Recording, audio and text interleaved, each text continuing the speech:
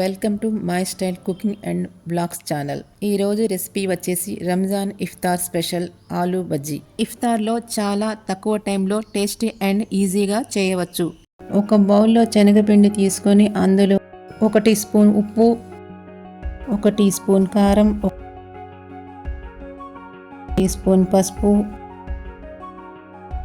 1 tea spoon ధనియాల పొడి, చిటికెడు బేకింగ్ సోడా, 1/2 టీ స్పూన్ అల్లం వెల్లుల్లి పేస్ట్, తరిగిన కొత్తిమీర వేసి బాగా కలుపుకోవాలి. 1 కప్ వాటర్ని కొద్ది కొద్దిగా పోస్తూ బ్యాటర్ని తిక్కుగా ఎటువంటి లంప్స్ లేకుండా కలుపుకోవాలి. మా ఛానల్ని మీరు ఫస్ట్ టైం చూసినట్లయితే సబ్స్క్రైబ్ చేసుకొని బెల్ ఐకాన్ క్లిక్ చేయండి. ముందుగా మా వీడియో మీకు నోటిఫికేషన్ వస్తుంది. వీడియోలో చూపించిన విధంగా ఆలుగడ్డని స్లైసెస్లా చేసుకోవాలి. స్టవ్ పై కళాయి పెట్టి డీప్ ఫ్రై కోసం తగినంత ఆయిల్ పోయాలి. ఆయిల్ వేడి అయ్యాక ఆలు స్లైసెస్ని ఒక్కొక్కటిగా బ్యాటర్లో ముంచి ఆయిల్లో వేసుకోవాలి. ఆలు స్లైసెస్ వేసేటప్పుడు ఫ్లేమ్ హైలో ఉండాలి. వేసిన తర్వాత లో ఫ్లేమ్లో ఉండాలి.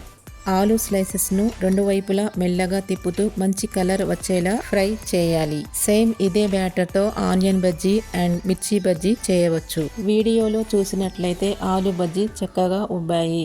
ఇలా గోల్డెన్ కలర్ వచ్చాక ఆయిల్లోంచి తీయాలి.